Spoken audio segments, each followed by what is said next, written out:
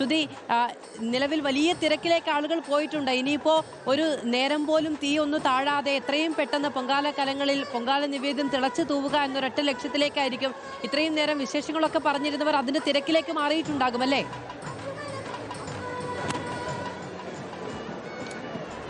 മാധു, ആ തിരക്കിലേക്ക് അവർ മാറിക്കഴിഞ്ഞു. അല്പസമയം മുമ്പ് തന്നെ മാറിക്കഴിഞ്ഞു. അവർ പൂർണ്ണമായിട്ടും അമ്മയിലേക്ക് ലയിച്ചു കഴിഞ്ഞിരിക്കുന്നു. ഇപ്പോൾ ഞാൻ നിൽക്കുന്നത് ഈ ഗ്രൗണ്ടിലാണ്. അതായത് ആറ്റുകാലമ്മയുടെ തൊട്ട് മുൻപിലായിട്ട് നിവേദ്യം അർപ്പിക്കാൻ അവസരം അല്ലെങ്കിൽ ഭാഗ്യം ലഭിച്ചവർ എന്ന് കരുതുന്ന അവർക്ക് സമീപമാണ് നമ്മൾ നിൽക്കുന്നത്. അംബാലിക ഓഡിറ്റോറിയത്തിൻ്റെ അടുത്തായിട്ടാണ്. ഇവിടെ ഒട്ടനവധി പേർക്ക് അവസരം ലഭിച്ചിട്ടുണ്ട് നിവേദ്യം അർപ്പിക്കാനായിട്ടുള്ള.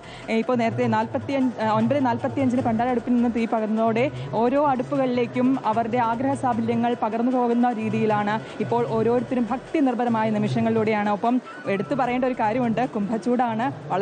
വളരെ സഹിക്കാൻ കഴിയാവുന്നതിനപ്പുറം ചൂടിലേക്ക് ഇപ്പോൾ പോയിക്കൊണ്ടിരിക്കുകയാണ്. അതിനിടയിലാണ് ഈ തീനാളങ്ങൾ. പക്ഷേ അതൊന്നും ഒരു പ്രശ്നമല്ല ഈ അമ്മമാർക്ക്. അവരെ സംബന്ധിച്ചിടത്തോളം അമ്മയ്ക്കുള്ള നിവേദ്യമാണ്. ആ നിവേദ്യം അത്രയേറെ ആത്മസമർപ്പണത്തോടെയാണ്. ഇതൊന്നും ഈ ചൂടൊരു പ്രശ്നമല്ല, ഈ തീനാളങ്ങളിൽ നിന്ന് ഉയരുന്ന ചൂടും ഒരു പ്രശ്നമല്ല. ഇത് കൂടി ഉണ്ടാകുന്ന ഏറ്റവും വലിയ ചൂട് പോലും അതിനെയെല്ലാം വകമഞ്ഞു മാറ്റി ആത്മനിർവൃതിയിലേക്ക് അമ്മയിലേക്ക് ലയിച്ചുകൊണ്ട് നിൽക്കുകയാണ് അവർ. ഇപ്പോൾ ഈ ഘട്ടത്തിൽ നമുക്ക് അവരോട് ചോദിക്കാൻ പറ്റുമോ എന്നറിയില്ല. പക്ഷേ ആ പൊങ്കാല കലങ്ങളിൽ നിന്ന് തിളച്ചു തൂവി വരുന്ന അവരുടെ ആ പരമാനന്ദത്തിൻ്റെ ആ ഒരു നിവേദ്യത്തിലേക്ക്, അത് അമ്മയ്ക്ക് സമർപ്പിക്കുന്ന ആ നിവേദ്യത്തിലേക്കുള്ള കാത്തിരിപ്പിലാണ് അവർ. നമുക്ക് പുറകിലുള്ളത് ആ വശത്തായി കാണുന്നത് ഈ BSF CRPF സൈന്യത്തിൻ്റെ ഉദ്യോഗസ്ഥരും അതുപോലെ അവരുടെ കുടുംബാംഗങ്ങളുമാണ്.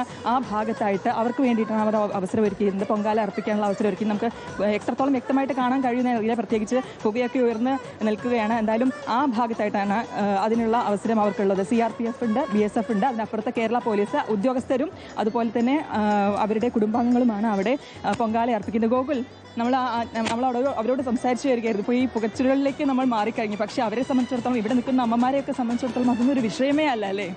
തീർച്ചയായിട്ടും അത് എല്ലാ പൊങ്കാലക്കാലത്തും അങ്ങനെ തന്നെയാണ്. പൊങ്കാല പൊങ്കാല ഇട്ട് തുടങ്ങിയ സമയത്ത് മുതൽ തന്നെ ഈ ഇത്തരത്തിൽ തന്നെ ആചാരപരമായി നിൽക്കുമ്പോൾ അത്രത്തോളം തന്നെ ഭയഭക്തി ബഹുമാനത്തോടു കൂടിയൊക്കെ തന്നെയാണ് ഈ ക്ഷേത്ര പരിസരത്ത് പൊങ്കാല അർപ്പിക്കുക എന്നുള്ളതാണ്. ഈ പൊങ്കാല ഇവിടെ തന്നെ അർപ്പിക്കാൻ പറ്റുന്ന അത്രത്തോളം ഭാഗ്യമായി കരുതുന്നവരുമുണ്ട്. അപ്പോൾ ഈ പുകച്ചുഴലിലൊക്കെ നിൽക്കുമ്പോഴും അതിനെ ഒരു ആത്മസംതൃപ്തിയായി കരുതിക്കൊണ്ട് മുൻപോട്ട് പോകുന്ന അമ്മമാരാണ്. അപ്പോൾ അവരത്രത്തോളം തന്നെ സന്തോഷത്തോടു കൂടി തന്നെയാണ് ഈ പുകയൊക്കെ ഏറ്റുവാങ്ങി നിൽക്കുന്നതെന്നുള്ള കാര്യത്തിൽ സംശയമൊന്നുമില്ല.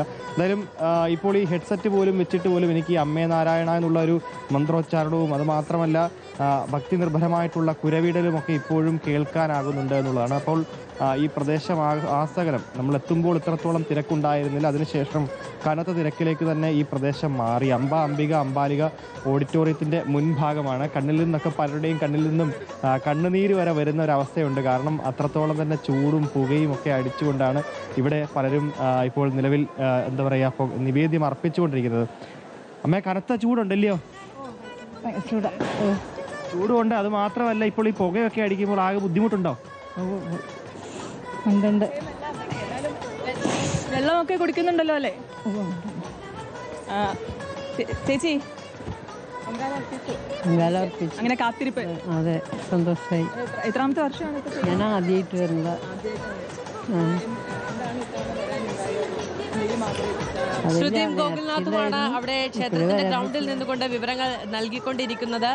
അവിടെ നമ്മൾ കാണുന്നത് പോലെയല്ല, അതിനുള്ളിൽ നിൽക്കുക എന്ന് പറയുന്നത് വലിയ ഒരു ശ്രമം ആവശ്യമുള്ള കാര്യമാണ്. പുക നിറഞ്ഞു നിൽക്കുന്നുണ്ട്, തീയുടെ ചൂടുണ്ട്.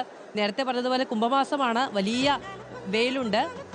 സ്വാഭാവികമായും അവിടെ നിൽക്കാൻ പോലും കഴിയാത്ത ഒരു സാഹചര്യമുണ്ട്. അതിനിടയിലാണ് ഈ അമ്മമാരൊക്കെ നമ്മളോട് സംസാരിക്കുകയും ചെയ്യുന്നത്, നമ്മളോടുള്ള സ്നേഹം അറിയിക്കുകയും ചെയ്യുന്നത്. അവരോടുള്ള സ്നേഹം നമുക്കും തിരിച്ചറിയിക്കേണ്ടതുണ്ട്. കടുത്ത വെയിലാണ്, അതിനിടയിൽ ഈ പുകയും തീയും ഒക്കെ. പക്ഷേ ഇതെല്ലാം ആണ് പൊങ്കാല എന്ന തിരിച്ചറിവിൽ നിന്നുകൊണ്ട് തന്നെയാണ് അവർ ഓരോ വർഷവും അവിടേക്ക് എത്തുന്നത്. അതാണ് ഞാൻ ആദ്യം പറഞ്ഞത്, വലിയ സഹനം ആവശ്യമുണ്ട്. പക്ഷേ ആറ്റുകാലമ്മയുടെ അടുത്തേക്ക് വരുമ്പോൾ അവരുടെ മുഴുവൻ ദുഃഖങ്ങളും പ്രശ്നങ്ങളും ഒക്കെ അവിടെ അർപ്പിച്ച പരിഹാരവുമായി തിരിച്ചു പോകാമെന്ന വിശ്വാസത്തിലാണ് ആറ്റുകാലമ്മയുടെ ഭക്തർ അവിടേക്ക് വരുന്നത്. അതുകൊണ്ട് ഈ ചൂടും പുകയും തീയും ഒന്നും ജീവിതത്തിൽ അനുഭവിക്കുന്ന വലിയ പ്രതിസന്ധികൾക്ക് മുന്നിൽ മറ്റൊന്നുമല്ല. അതിനൊക്കെ പരിഹാരം കാണാൻ കഴിയുന്ന ഒരിടത്തേക്ക് ഇതും സഹിക്കാൻ തയ്യാറായി തന്നെയാണ് അവർ വരുന്നത്. മാത്രമല്ല അത് അവരുടെ ഒരു നിവേദ്യം എന്ന നിലയ്ക്ക് തന്നെ അവർ അതിനെ കാണുന്നത് കൊണ്ട്, ആറ്റുകാലമ്മയ്ക്ക് എല്ലാ വർഷവും കൊടുക്കേണ്ടതും അത് അവരുടെ സ്നേഹത്തിന്റെ ഒരു പ്രകടനവും എന്ന നിലയ്ക്ക് കാണുന്നത് കൊണ്ട് തന്നെ അതിനെയൊക്കെ സഹിക്കുക, അതിനെയൊക്കെ നേരിടുക എന്ന ലക്ഷ്യവും ആയിട്ട് തന്നെയാണ്, ആ മനസ്സുറപ്പുമായിട്ടാണ് അവർ അവിടേക്ക് വരികയും ചെയ്യുന്നത്.